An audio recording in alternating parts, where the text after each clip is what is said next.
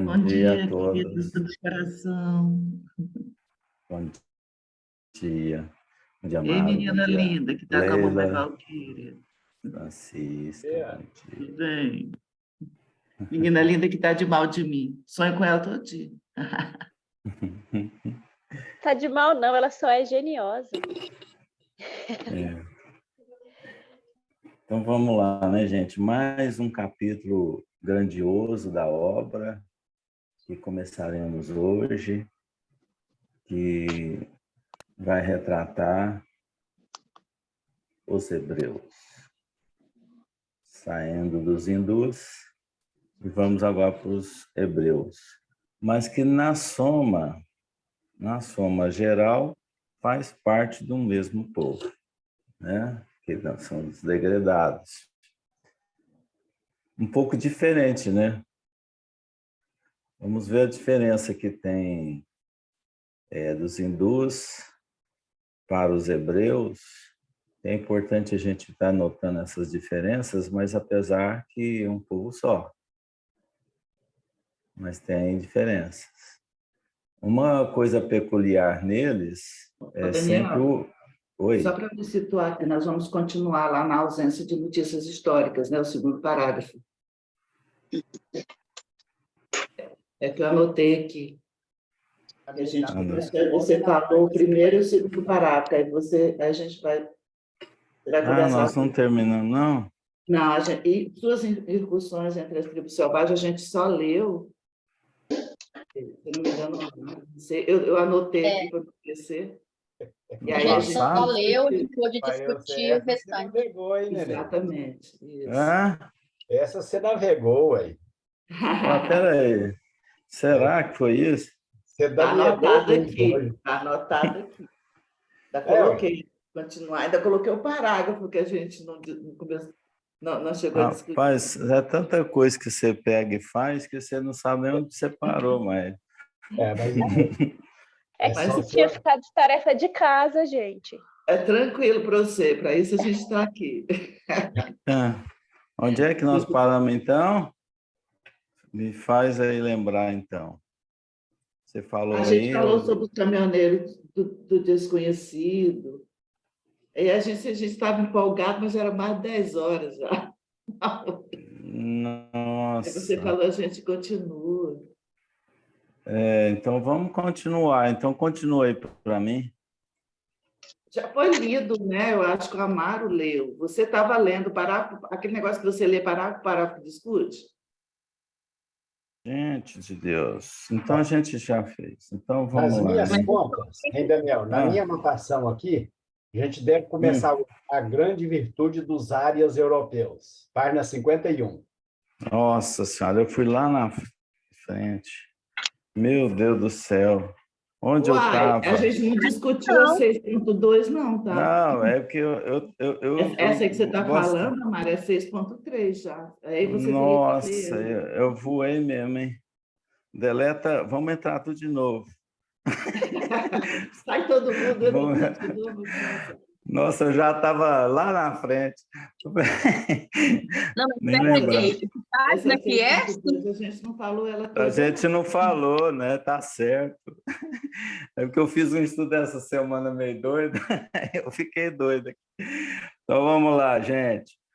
Então parágrafo por parágrafo, né? O capítulo 6. Aqui, nossa, eu já estava lá na frente. Eu ainda coloquei até a data aqui, ó. Eu buguei. Como diz o Amaro, eu buguei mesmo, hein, Amaro? Não, você Danielou mesmo. Daniel, buguei. Então, vamos lá, desculpem, gente. É porque tanta coisa. Tem uma pessoa me cutucando aqui para conversar com ela no Zap. Eu falei assim, não dá agora. Vamos lá. Então, a gente começou a falar inicialmente, já foi lido, né, esse parágrafo total, então, né? Vamos lá. Então, peraí um pouquinho. Me situa aí, que eu faltei 2 encontros. Em qual parágrafo? É o capítulo 6. É o capítulo 6. Mas qual parte? Não, nós vamos ter que começar de novo aqui, só para sintonizar. Vamos lá, sintonizando aí. A ausência de notícias históricas. A ausência é o item 2. Então, vamos lá. Leia para nós, Amaro. Ausência de notícias históricas. Aí reside a razão do escasso conhecimento dos historiadores acerca dos árias primitivos que lançaram os marcos da civilização europeia. Caminheiros do desconhecido erraram pelas planícies e montanhas desertas, não como o povo hebreu, que guardava a palavra divina com a sua fé, mas desarvorados e sem esperança, contando apenas com as próprias forças, em virtude do seu caráter livre e insubmisso. Suas excursões entre as tribos selvagens da Europa datam de mais ou menos 10 milênios antes da vinda do Cristo. Não obstante, a humanidade localizar-lhe a marcha apenas 4.000 anos antes do grande acontecimento da Judéia. É que, em vista de sua situação psicológica, os primitivos árias do Velho Mundo não deixaram vestígios nos domínios da fé, único caminho daqueles tempos, através do qual poderia uma raça assinalar sua passagem pela Terra. Não guardavam a história verbal de uma religião que não possuíam, mas, revoltados e enrijecidos que todos os demais companheiros exilados no orbe terrestre, suas reminiscências da vida pregressa, nos planos mais elevados, qual a quem haviam experimentado no da capela, traduziam-se numa revolta íntima, amargurada e dolorosa contra as determinações de ordem divina. Apenas muito mais tarde, com a contribuição dos milênios, os celtas retornaram ao culto divino, venerando as forças da natureza, junto dos carvalhos sagrados, e os germanos iniciaram a sua devoção ao fogo, que personificava a seus olhos a potência criadora dos seres e das coisas, enquanto outros povos começaram a sacrificar vítimas e objetos aos seus numerosos deuses. Então, de novo, na família indo-europeia, vamos voltar lá, né, sobre as migrações e depois a ausência dessas notícias históricas. Aqui tem a razão do escasso conhecimento dos historiadores, por quê? Lançaram marcos da civilização, os árias primitivos, que lançaram os marcos da civilização europeia. Nós temos aí uma ausência, por quê, gente? Por que que tem ausência histórica? O que vocês perceberam? Eu achei muito interessante aqui, Daniel, que que a única forma que os antigos tinham de realmente de marcar presença e registrar a história é através da religião, né? Ou seja, os religiosos tinham a preocupação em escrever. Inclusive, Moisés foi o único que escreveu enquanto estava vivo, né? Você vê que os Vedas, por exemplo, eles eram escritos, os conhecimentos passavam verbalmente de geração para geração. E, no entanto, o Moisés foi o único que teve essa preocupação de escrever, digamos, ao vivo, né? Então, você pode ver que mesmo aqui, ó, como as informações eram passadas oralmente, você vê que não tem registro, ou seja, com o passar do tempo, as coisas vão se perdendo. É muito interessante essa observação do nosso amigo Emmanuel. E o que realmente ficava mais exposto nos templos, os registros que poderiam ser notados na posteridade como registros? Objetos, construções. Por exemplo, os egípcios marcaram a sua passagem através das pirâmides, Isso. os hebreus através do Pentateuco, né? E os germanos através dos sinais de adorações ao fogo, os Vedas do culto às árvores, aliás, os celtas, né? Ou seja, então, e eles gravavam isso através de pinturas nas rochas, às vezes alguma coisa escrita também. E a nossa geração, como que ela será transferida para frente? Como legado? As nuvens, né? Está tudo Como tá As registrado. nuvens. Se falhar as nuvens. Se falhar. Aí vai complicar, porque Na alma, Mário. pessoal, hoje Na ninguém está querendo alma. escrever nada mais, né? Por exemplo, os egípcios não, os capelinos vieram para a Terra com nenhum registro além da mente. Aham. Então, o melhor registro que tem de uma história é na própria mente, no próprio ser.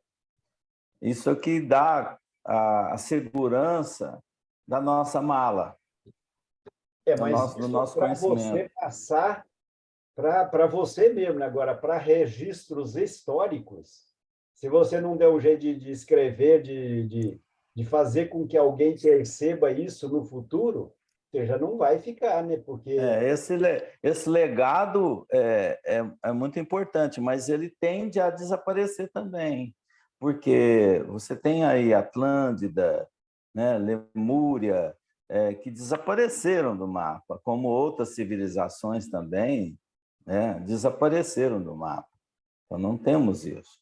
Então, pode acontecer com a nossa própria civilização, né? É claro que é diferente hoje um pouco, porque nós não temos tantas transformações mais, como dilúvios, mas a gente pode ter outros fatores que vão, sim, influenciar para o futuro da humanidade, que é o próprio orgulho, o egoísmo, que é muito forte na Terra. O egoísmo é muito forte, muito forte. Os capelinos tinham um orgulho muito forte. Agora, na nossa civilização, na Terra, nós temos os dois juntos em dobro. Está realmente complicado o ser humano, porque ele morre, ele passa pela desencarnação, passa pelas provações, mas torna a repetir na próxima. E torna a pecar da mesma forma. Parece que ele esquece tudo, deleta tudo que passou e continua sendo egoísta e continua sendo orgulhoso. Então, nós temos um momento assim não muito tranquilo, é meio crítico, né, da humanidade. Então, para registrar isso aí, a melhor forma é pela educação, pela transformação do homem, pela modificação do homem, que isso fica registrado. Isso, para outra existência, fica muito forte para que a gente dê sequência às nossas transformações coletivas. Do contrário, permaneceremos no mesmo egoísmo, no mesmo orgulho, né? Nas mesmas coisas criadas interiormente, né? Mas a gente tem um grande risco aí de não ter história para o futuro. Esse negócio da nuvem aí pode acontecer sempre, toda semana a gente está ouvindo falar assim que vai ser atingida a Terra por um objeto, por um meteoro em direção à Terra. Sempre tem, toda semana tem um passando bem próximo da Terra, outro dia passou um bem próximo, tirando faísca. Então, quer dizer, já caiu alguns, né? Alguns objetos em mar, felizmente.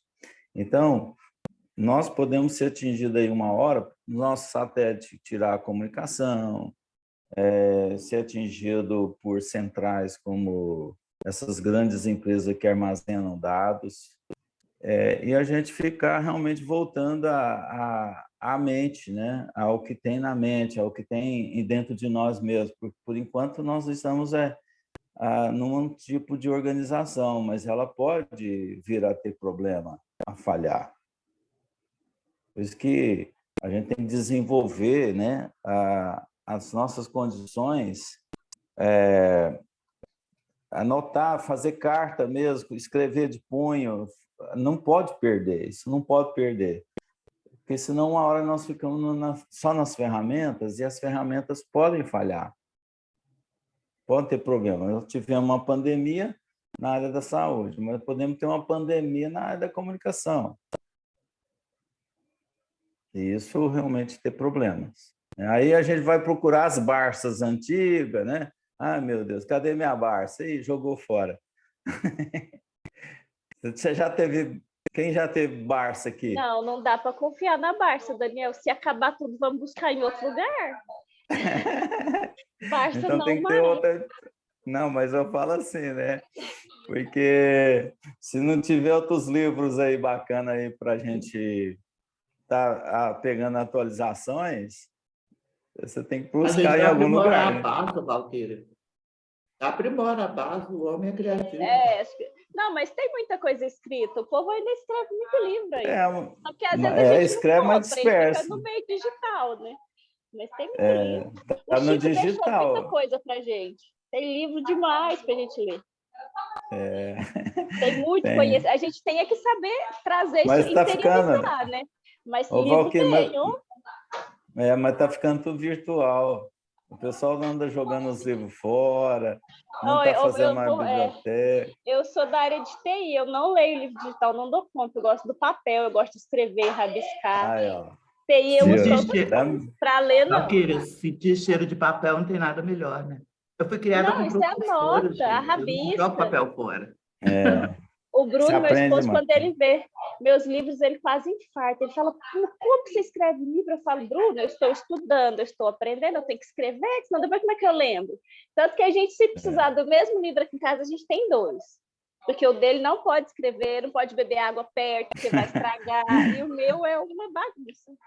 Mas eu sou do entendo você, Valquíria, eu entendo você. Tem que rabiscar mesmo. Eu acho que o livro devia vir numa tarja branca do lado para você fazer a anotação. Eu né? também acho. Para estudo. Principalmente livro de estudo, né? Então vamos lá. Hein? Daniel, só uma observaçãozinha rápida que o Amaro fez, a gente já tinha até introduzido no estudo passado, mas que agora com a sua fala, gente, eu estou comendo, por isso que eu não gosto de ficar comendo do outro me olhando. Então, sobre a questão da religião, né? Que a religião, na verdade, ela tomou conta, né? A igreja tomou conta de tudo, né? Então, os históricos, tudo a gente tem um aval da igreja, né? Das religiões.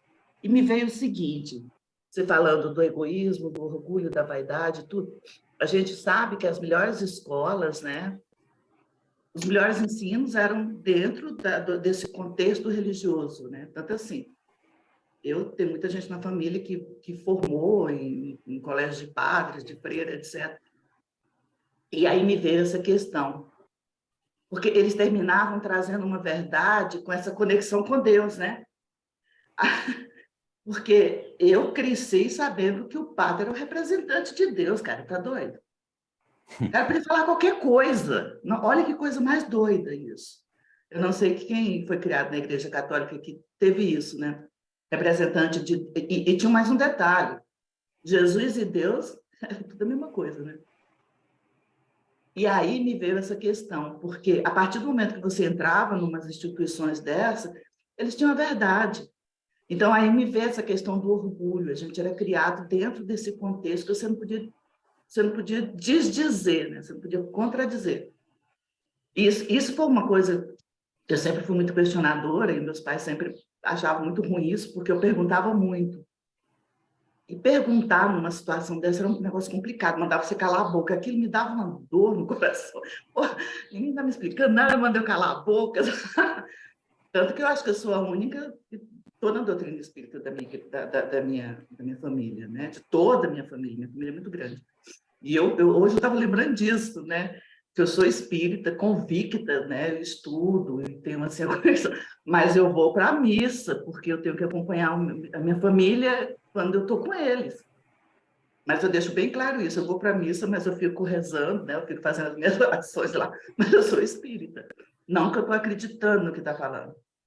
E aí eu estava vendo uma das missas que eu tenho que assistir, porque morre alguém da minha família e a gente tem que ir para a missa, né? Tem a missa, e eu vou ser a única que não vou, eu não vou fazer isso, porque eu acho que isso da doutrina espírita nem nos orienta para isso, né? Eu respeito isso e vou e tudo mais. E aí eu fico vendo que as homilias dos padres, hoje eu estou observando, antes eu não observava, eles trazem uma verdade absoluta para dentro da igreja. Aí tem hora que me dá vontade de falar, só um minutinho, vamos discutir. Teve que eu sair da igreja, a minha irmã olhou, onde é que você vai? Eu falei assim, não, eu vou no toalete, porque eu estava quase indo lá na frente conversar. Estava aguentando aquilo. Então, a gente começa a abrir, né, e você vê a vaidade, né, e o orgulho que está tão arraigado nessa questão. E aí vem a questão do ensino mesmo, né? A questão da educação dentro desse contexto religioso, do pecado, das verdades, das mentiras, aquele negócio todo. E eu fiquei pensando nisso. Isso está muito intrínseco no ser humano, na gente. Principalmente aqui no Ocidente, né? Que foi aonde o Evangelho entrou, né? Com muita força e foi desvirtuado, né? E eu digo muito assim, né? Assim, sobre a minha gratidão por essa doutrina que abriu, né? Me tirou esses flancos, né? Essa coisa que ficava me turbando, me deixando com essa tal da meia-culpa, né? Sabemos que nós somos responsáveis pelos nossos atos e temos que assumi-los, né? E foi a doutrina espírita que me deixou isso com muita clareza, assim, né? E ninguém vai tirar isso de mim, a não ser eu mesmo me reformando, né? Mudando as minhas convicções e aceitando as minhas fragilidades também, porque eu acho que isso é muito importante, a gente tem que aceitar a fragilidade da gente. A gente tem que olhar de frente para o nosso orgulho, para a nossa vaidade, para as nossas imperfeições e conversar com ela, pô, vamos mudar isso, que a gente está com muito tempo já nessa mesma vibe, né? Está na hora da gente começar a pensar diferente. Então, assim, hoje a doutrina espírita me colocou isso. Mas eu tenho que respeitar. Eu sou nordestina, todo mundo sabe, eu nasci numa ilhazinha lá no estado do Maranhão, até hoje está lá a casa dos meus pais e tudo, meus pais faleceram. Mas existe um salão lá, que era um salão onde, quando era permitido, o padre ia lá fazer a missa, né? E esse salão até hoje é cheio, tem uma parede de santos, de imagens e tudo mais, né? E tá lá, a gente tem que respeitar isso. E tem umas obras de arte até bonitas. Outro dia eu falei assim, será que tem algum problema se eu trouxer uma imagem para enfeitar? Tem umas imagens bonitas, né? Tem umas obras artísticas bonitas. Não como aquele santo, como se a imagem fosse o espírito, né, da criatura lá, que é o santo, etc. Não isso. Mas eu estava pensando exatamente nisso. Em nome do Cristo, né, a gente foi levado a conservar essa vaidade, esse orgulho, né, que não tinha nada a ver com aquele homem, aquele filho de carpinteiro humilde que andava de alpercatas, né, e que ninguém consegue ver isso. Né? Eu fico pensando, gente, mas as pessoas estão falando no Cristo e não conseguem ver isso. Onde é que está arraigada a tal da vaidade, do orgulho, né? Do dono de verdades. Né? Então, assim, queria refletir sobre isso. E a gente, quando vai numa igreja, né? Quando senta numa igreja para ouvir um casamento, para ouvir alguma coisa, você acaba até aprendendo muita coisa também, viu, Fran? Porque tem muita coisa que fala ali, que toca o coração, que toca as pessoas, Sem dúvida, sem dúvida. naquele momento que elas estão, sabe? Naquele estágio de compreensão. Porque se você colocar, eu já experimentei falar algumas coisas assim da doutrina espírita para alguém que não tem nenhum princípio espírita, esse cara é doido. começou a sair assim, parecia aéreo perto de mim, que não está nem me Somos ouvindo. hereges, meu amor, somos hereges. Até eu não entendi Então, muito bem o que era isso, não. então você acaba ouvindo e aprendendo também com eles, né? Por exemplo, o estágio que estão, aí você tem que compreender, não adianta. O Chico ia nas igrejas, sim, ele ouvia as falas da igreja e tal, mas se mantinha écito naquilo que concebia, né, dentro dele. Mas o lugar tanto faz, né? A gente pode estar num bar como num lar, que você vibrando diferentemente, você está ajudando da mesma forma, né? Caminheiros do desconhecido erraram pelas planícies e montanhas desertas, não como o povo hebreu, que guardava a palavra divina com sua fé, mas desarvorados e sem esperanças, contando apenas com as próprias forças em virtude do seu caráter livre e insubmisso. Quem eram esses caminheiros do desconhecido?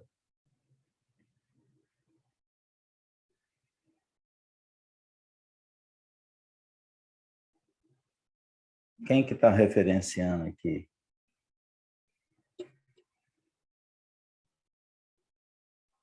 É o povoária, não é? Que a gente está lendo aqui, foi o que eu entendi.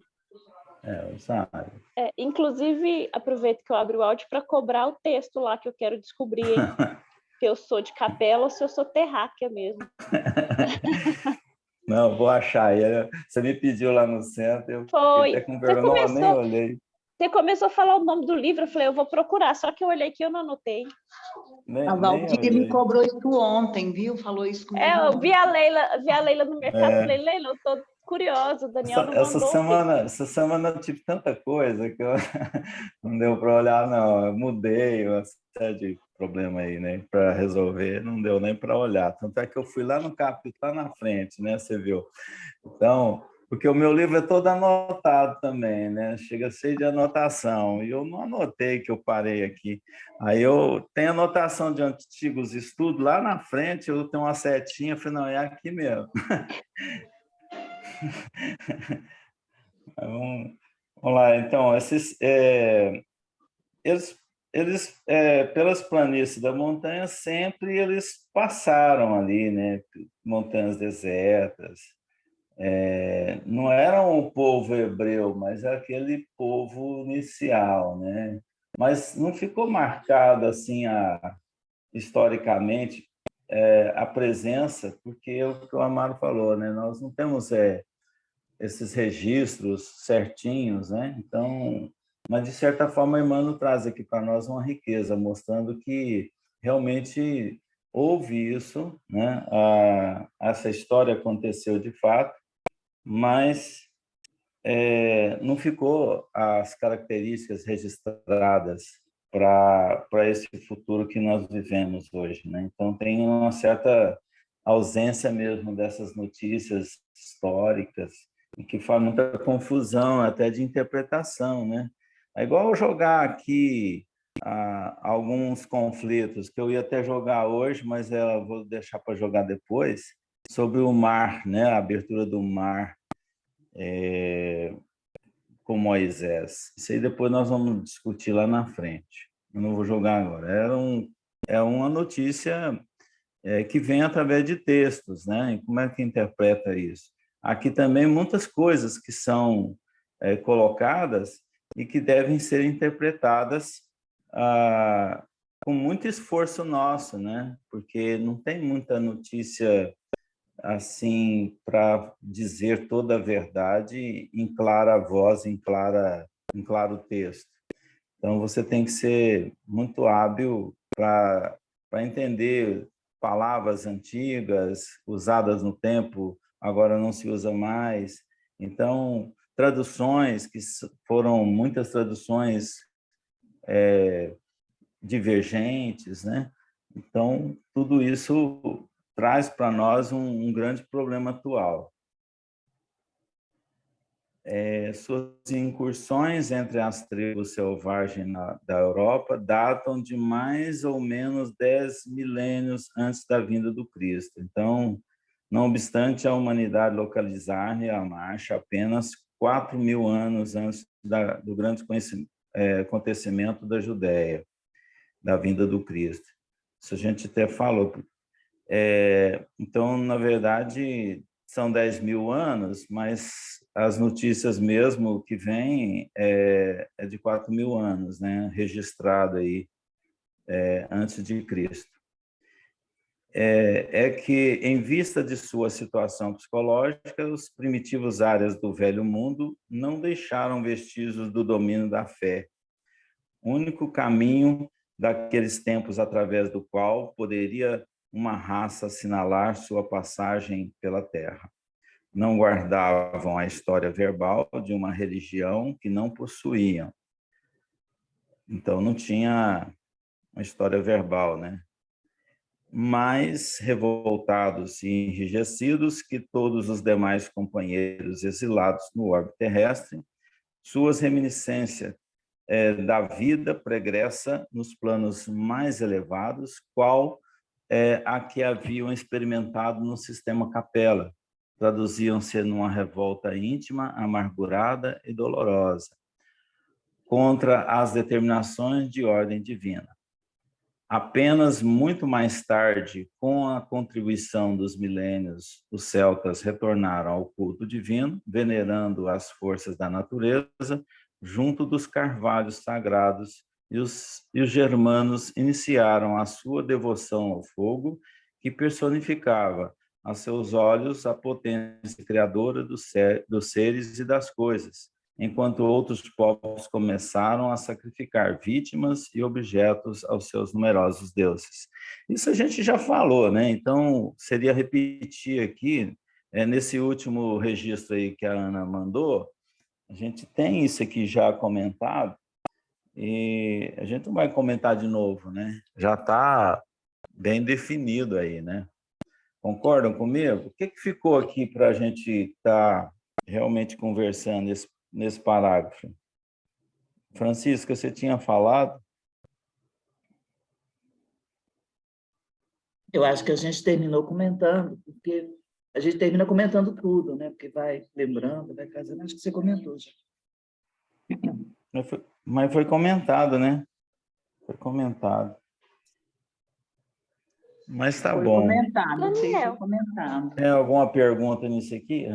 Eu tenho. Quando fala que essa questão da ausência dos registros da fé, né, e de um povo insubmisso e sem esperança, esse pessoal era o pessoal que ignorava os preceitos, assim, uma dúvida que me veio, né, que ignorava os sentimentos de fé, de conhecimento de Deus, de outras vidas, ou era um povo dentre os exilados, com uma, não sei se soberba, enfim, não sei qual que é a palavra que mais se adequa, que ignorava esse tipo de conhecimento. Seriam hoje, por exemplo, os ateus, né, que não acreditam em nenhuma crença, em nenhum Deus.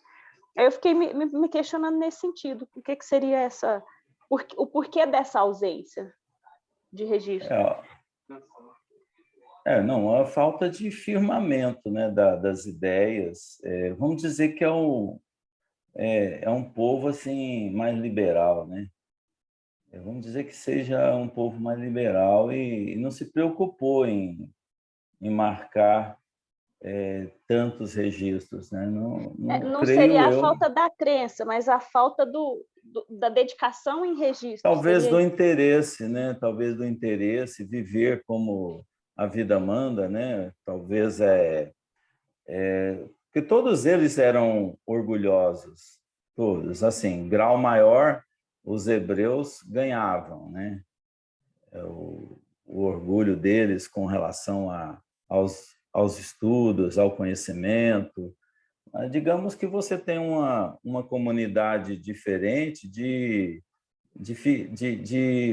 fixação, né, das ideias. Então, alguns fixavam mais, preocupavam mais, eram mais rígidos com aquele pensamento, com aquela filosofia. Outros eram mais assim tranquilos, né? Tanto é que você viu aqui na história que uns ficavam, os Mahatmas, por exemplo, ficavam ali na região por confiança e naquilo que eles acreditavam, e uns, não, eu quero desbravar as terras, um novo povo, terra prometida, encontrar um lugar melhor.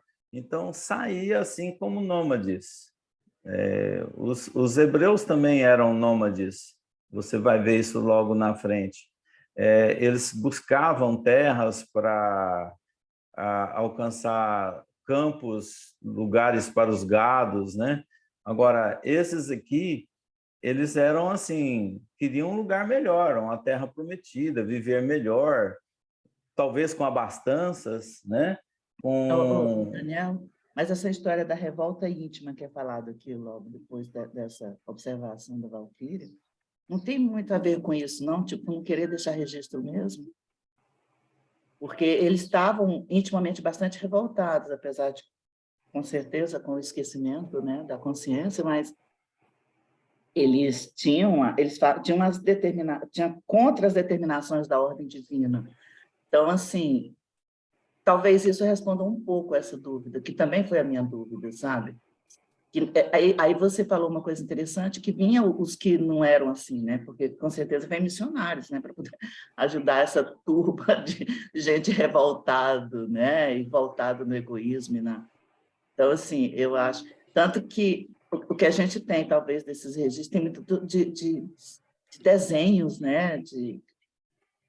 Registrado aí observa que Hã? hoje está reencarnando aí uma turma de espíritos na Terra, conforme a Gênesis já determinou, né, que reencarnaria nos últimos tempos, um grupo muito resistente à questão religiosa. Eles são muito resistentes, eles não se preocupam com isso, é a vida material, física, a satisfação física, tanto é que está muito aberto a questão da droga. Então, é a satisfação do bem-estar. Então, eu creio que os arianos tinham muito essa busca interna, principalmente esses que realmente revoltavam mais e buscavam terras, lugares onde foi constituir aí vários grupos diferentes, como os franceses, ingleses, né, italianos. Então, aí eles foram constituindo em grupos isolados, em grupos separados. Então, isso foi ao longo de muitos anos. Então, sensorial, né? Esse culto ao sensorial, né? Ao físico, né? Que a gente vê muito aqui agora. E essas pessoas, eles deram foi dar essa última oportunidade a nós, né? Como espíritos nesse momento, para fazermos as nossas escolhas, né? Então, assim, eu entendo que seja assim, uma oportunidade última mesmo, assim, da escolha que a gente está fazendo, né? Ou fazer o equilíbrio entre o sensorial e o espírito, ou só sensorial e aí dançou, filho, você vai ter que aprender, né? E aí vai ter que aprender com a dor desse sensorial. Provavelmente não será aqui nas próximas encarnações. Né? Não será. Então, eu vejo dessa forma aí. Então, esse povo buscou aí lugares, né? Você busca lugares. É igual você buscar um bairro para morar. Aí eu quero morar lá, quero morar aqui, né? Então, você tem as suas preferências, você escolhe o grupo que você realmente vai participar. Então, eu estou indo num centro espírita porque eu escolho aquele grupo, porque me atrai ali a forma, mas eu posso não me adaptar em outro grupo espírita, por exemplo. Então, achar lá muito ruim, nossa, que povo chato, enjoado, né? Então, eu não me adaptar. Então, eu busco, entre uma comunidade, o grupo que eu me adapto. E assim foram os arianos. Então, eles tinham essa despreocupação com a religiosidade, né? Diferentemente de alguns, mas eles eram diferentes, alguns tinham mais, né? Qual que é o país mais católico do mundo? O Brasil, né? Atualmente. Mas assim, tirando o Brasil na Europa, qual que é o país mais católico? Roma? É Itália? Itália? O Vaticano inteiro. Porque está lá, né? Entendeu? Então, são um grupo que saiu dos arianos. Então, estou mostrando isso, que você tem no Brasil também os arianos. Eles se estendem, né, por afinidade. Agora, vamos lá para a América do Norte, você pega Estados Unidos. O que é que tem lá em religião, que é dominante? Aqueles que protestaram. São protestantes lá, né? Eles protestaram, eles, não é assim não, vamos para cá. Então, foi dividindo. A religião, de certa forma, ela divide o povo. E ela pode unir, né? Como o seu nome é próprio, de unir a Deus, de aproximar a Deus, mas aqui na Terra ela funciona como partido religioso. Ela divide a sociedade. Então, se ela não fosse... Por isso que o Kardec ele fez muito bem colocar os 3 aspectos da doutrina espírita, que é ciência, filosofia e religião,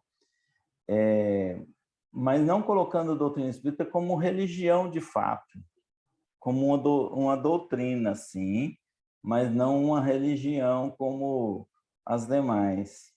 Então, a religião é no sentido de voltar a Deus, da fé, de aproximar a Deus, é o sentido maior da doutrina, que é colocar você em sentido a Deus. O sentido de filosofia é revelação, revelar a verdade, tirar o manto que encobre a verdade. É a filosofia, né? E a ciência é o ato de busca, ato de descobrir a comparação, a metodologia que você tem de descoberta, de observação. Então, confirmação. Validação, né? Eu vejo muito na Validação. religião a questão da validação daquilo que se fala. Agora, isso tudo sem a fé, tudo isso é morto. Não existe você saber tudo isso e não aplicar em aproximar com Deus, porque você aproxima como? Você aproxima trabalhando na caridade que está dentro da fé. Não tem jeito de você colocar fé, confiança, sem estar compartilhando com os demais irmãos que estão em curso para Deus. Então, você tem que estar dentro do grupo que quer buscar Deus. Então, é trabalho, é caridade. Então, a caridade que nos aproxima. Pode falar, Valquíria, você tinha aberto o microfone? Quando você falou da fé, eu pensei justo nisso. Você tem que acreditar em alguma coisa até para tentar comprovar aquilo que você acredita, né? Simplesmente ciência sem uma fé raciocinada, acompanhada, não faz sentido, né? Sim. Meu modo de ver. Né? É o modo de ver certo, né? É correto. Então, senão você não consegue aproximar. Então, vamos lá na grande virtude dos áreas europeus. Agora sim, né? Então, vamos lá, quem vai ler para nós aí?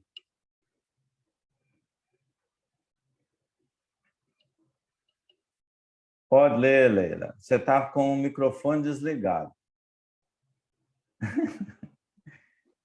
Ah, tô?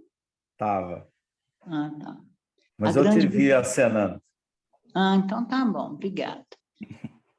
É porque todo mundo fica caladinho, eu fico na agonia, sabe? Para poder começar. A grande virtude dos ares europeus. A misericórdia do Cristo, porém, jamais deixou de acompanhar esse grande povo no seu atribulado desterro. Ao influxo dos seus emissários, as massas migratórias da Ásia se dividiram em grupos diversos, que penetraram na Europa desde o Peloponeso até as vastas regiões da Rússia, onde se encontram os antepassados dos gregos, latinos, samnitas, úmbrios, gauleses, citas, íberos, romanos, saxônios, germanos, eslávios. Essas tribos assimilaram todos os elementos encontrados em seus caminhos, impulsionando-lhes os passos nas sendas do progresso e do aperfeiçoamento. Enquanto os semitas e hindus se perderam na cristalização do orgulho religioso, as famílias arianas da Europa, embora revoltadas e endurecidas, confraternizaram com o selvagem, e nisso reside a sua maior virtude. Assimilando os aborígenes, engendraram as premissas de todos os surtos das civilizações futuras. Nessa movimentação para o estabelecimento de novo habitat, organizaram as primeiras noções políticas da vida coletiva, elegendo cada tribo um chefe para a direção de sua vida em comum.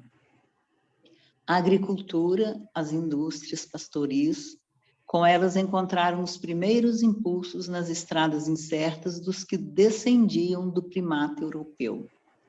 Com as organizações econômicas, oriundas do trato direto com o solo, deixaram perceber a lembrança de suas lutas no antigo mundo que haviam deixado.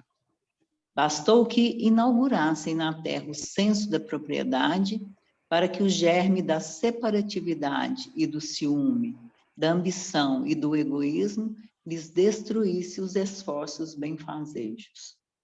As rivalidades entre as tribos na vida comum induziram-nas aos primeiros embates fratricidas. Aí, de onde que vem a luta pelo poder? Quando começaram a ter, né, o senso de propriedade. Então... tudo começa nesse trem, né?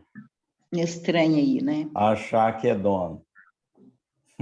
Só que eles trouxeram isso. A gente ainda acha até hoje, né, Daniel? Até hoje a gente acha que é dono do outro, dono do filho, né? Dono do marido, dono da esposa. A gente acha que é dono. É meu, é meu.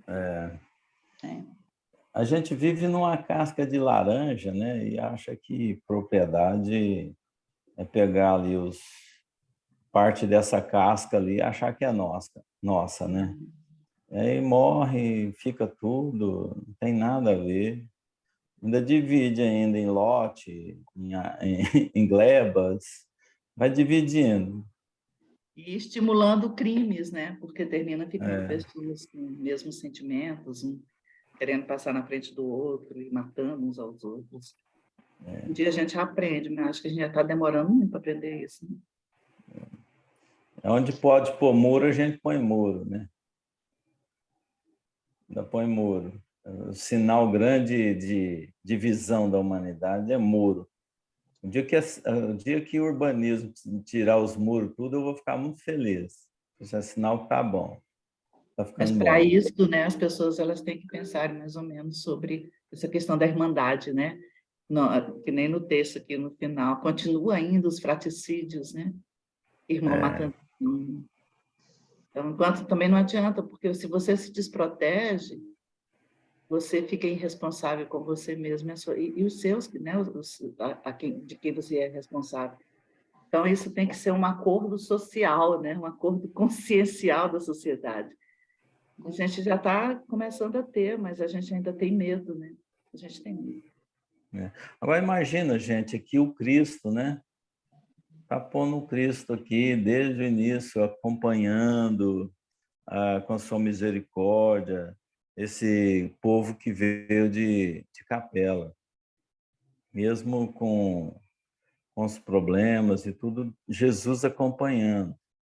É claro que Jesus, de onde ele está, ele acompanha tudo. Ele não precisa estar aqui para estar observando. Até a questão de ter vindo aqui na Terra é uma questão puramente presencial necessária naquele tempo, porque ele não precisaria ter vindo.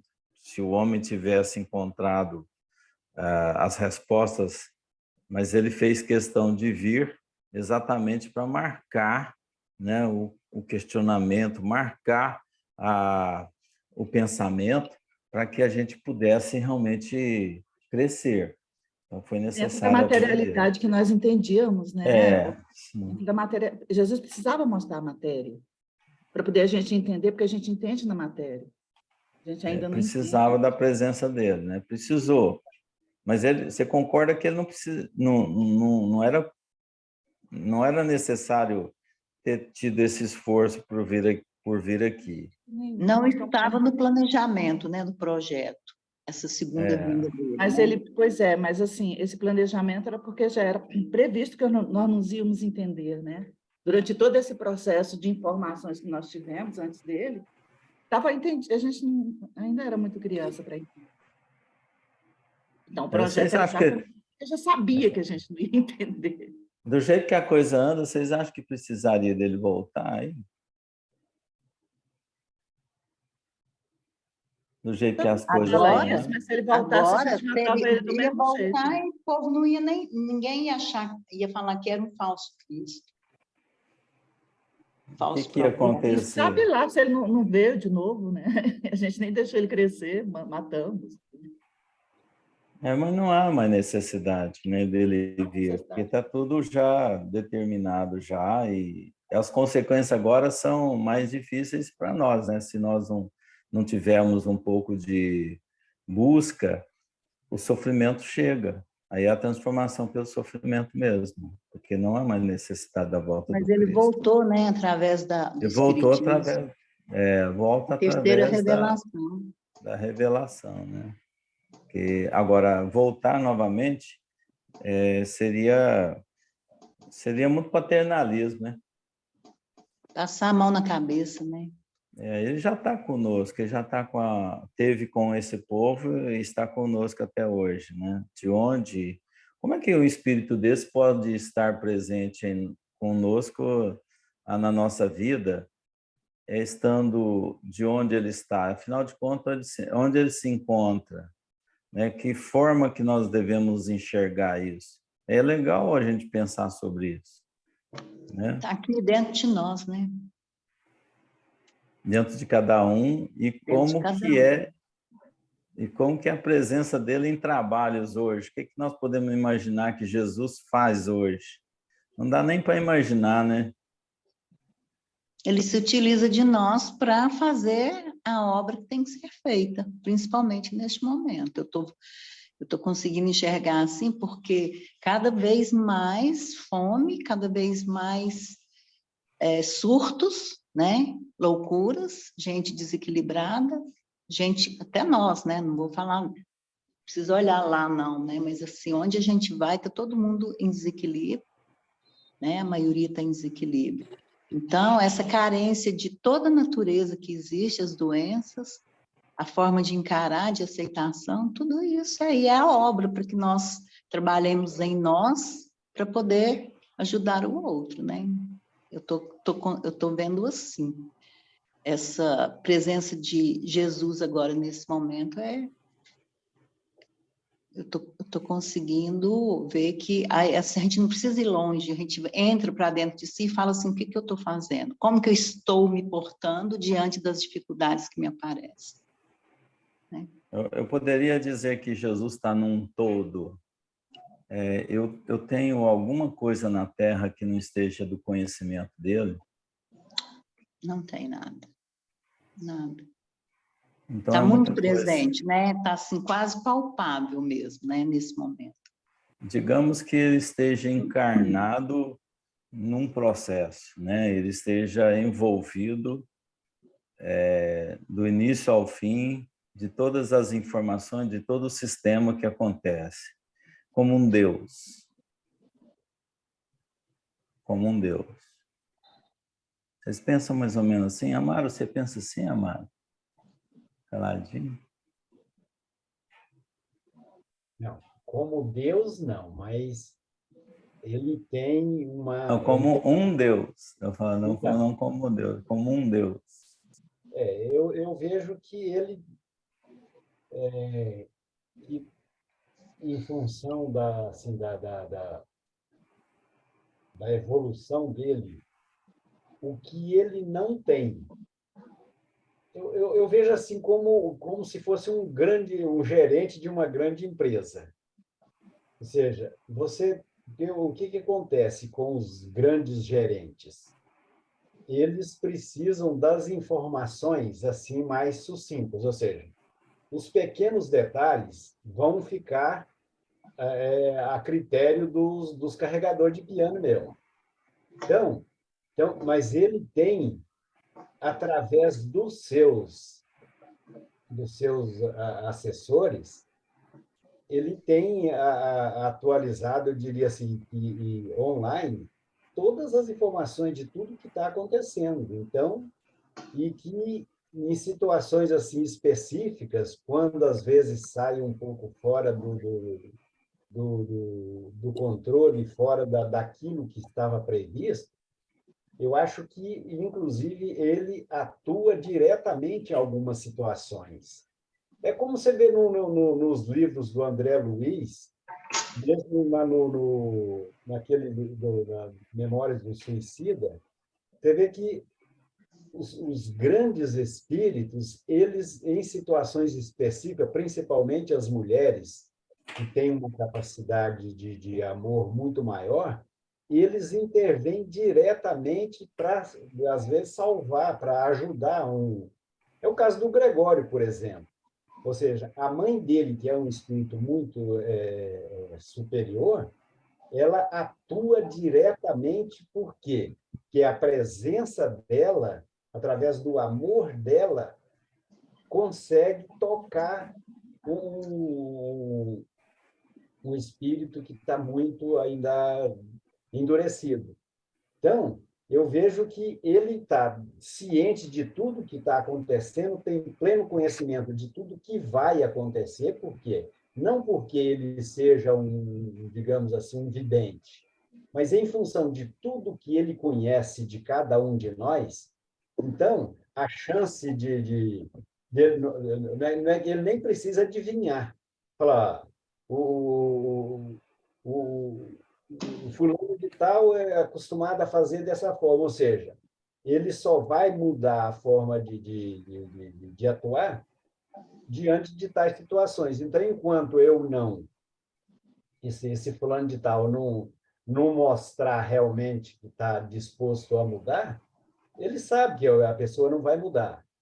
Então, eu vejo que a forma dele trabalhar é como se fosse realmente um grande administrador e que está bem informado e muito bem assessorado em todos os sentidos.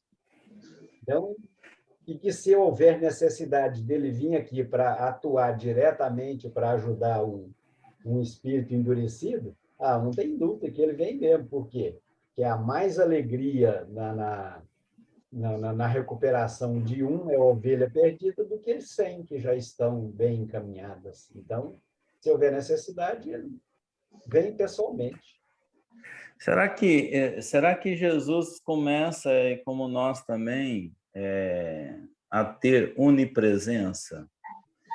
Porque nós saímos do divino, saímos de Deus, com as características divinas.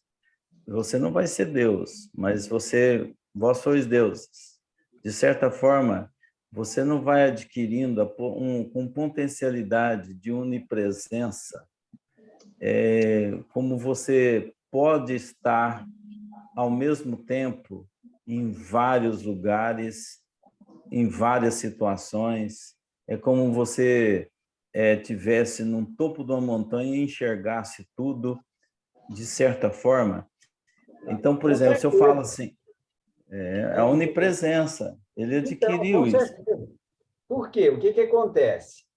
A mesma coisa se você pegar um sinal de televisão, por exemplo. Ou seja, o sinal está aqui, está no nosso meio. Então, só porque só percebe quem sintonizar naquela frequência. Então, o pensamento dele, com certeza, está no nosso meio. Mas o problema é que, através do pensamento dele, ele está onipresente. Mas só porque quem vai assimilar a presença dele é quem conseguir sintonizar. Então, é por isso porque...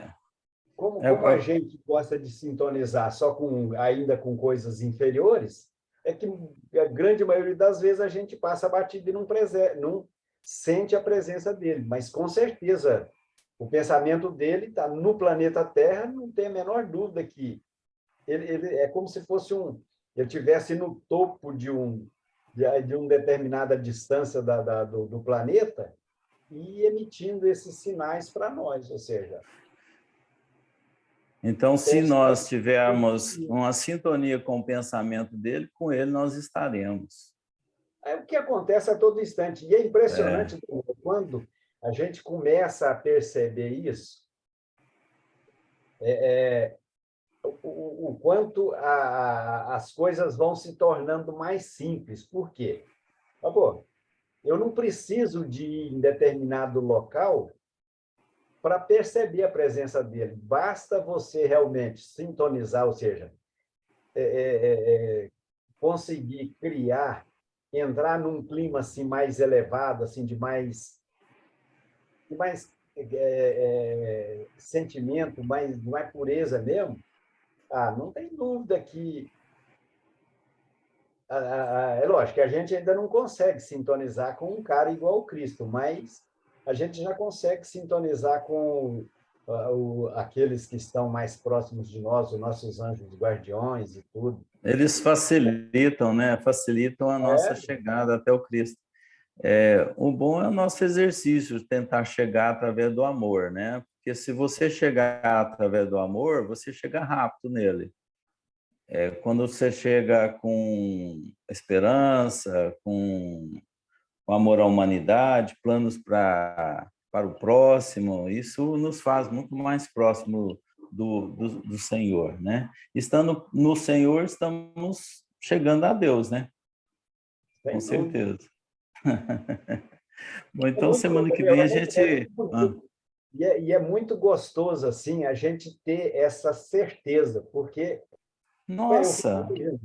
Igual eu, por exemplo, há 10 anos não, 11 anos atrás, eu não tinha a menor noção do que é essa realidade, essa realidade nossa da presença de Deus, de Jesus nas nossas vidas. Não tinha mesmo. Eu era um católico que ia à missa de manhã para ficar ali, para assistir futebol à tarde. E hoje, rapaz, eu fico encabulado, assim, como é bom realmente você sentir essa presença, essa tranquilidade, ou seja, você ter a certeza de que só depende realmente de você fazer as coisas acontecerem. E é muito interessante, muito gostoso. Mas é isso mesmo. Só uma perguntinha. Semana que vem a gente continua com esse texto ou vai para o próximo? Não, nesse texto, né? Eu vou escrever aqui, tá? Pode escrever. Não falamos aqui ainda, tem até das regiões aí até as vastas regiões da Rússia, Peloponeso, né? Aí a gente vê teve até a guerra dos Peloponesos, né? Tem os aborígenes, né? Que já continuaremos, então, as regiões montanhosas da Grécia. Não é à toa que eu escrevo nos livros tudo, viu, Valquírio? Gente, então tá. Muito obrigado a todos. Desculpem eu ter feito a confusão aí no início. Imagina. Foi bom. Mas eu... pode ver seu jogo aí, né? Viu? Consegui ver pelas suas camisetas. Boa semana. Tchau. Com Deus, gente.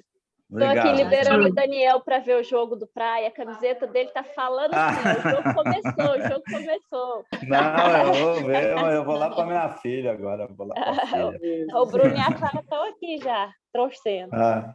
Então fiquem com Deus, gente. Tchau, bom domingo para todo mundo. Um abraço a vocês. Bom domingo, boa semana para todos.